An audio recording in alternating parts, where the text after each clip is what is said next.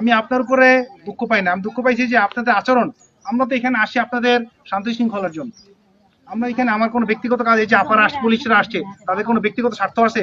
এই এত দূর থেকে আমি নিয়ে আসলাম, বান্ধবন থেকে সদর থেকে নিয়ে আসছি, তাদের কোনো কাজ আছে? পাহাড় বাই উপরে আসছে, আপনার বাড়িতে আসছে কি ব্যক্তিগত কোনো স্বার্থে? আমরা এখানে কেউ স্থায়ী বাসিন্দা না।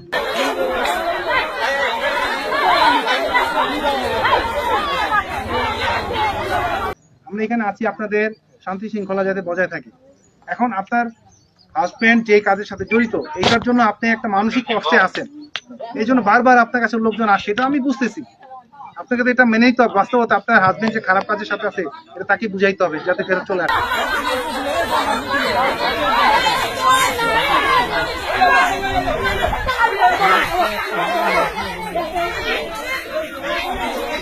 বুঝেন নাই দিদি, আমি কিন্তু আপনাকে আমি কিন্তু ওইভাবে বলছি, আমাকে বলছে যে স্যার এটা জিজ্ঞেস করবো বাড়িতে আছে কিনা, এটুকুই। কিন্তু আপনি যেভাবে আচরণ করছেন আমার খুব খারাপ লাগছে আচরণটা। আমরা তো এখানে কারোর সাথে খারাপ আচরণ করি না, কিন্তু আমাদের খারাপ আচরণ বা আমরা রুক্ষ আচরণ করতে পারি না, এটা কিন্তু ভুল। কিন্তু আমরা চাই আপনাদের সাথে একসাথে মিলেমিশে থাকার জন্য। পুলিশ আর্মি একসাথে আমরা কাজ করতেছি।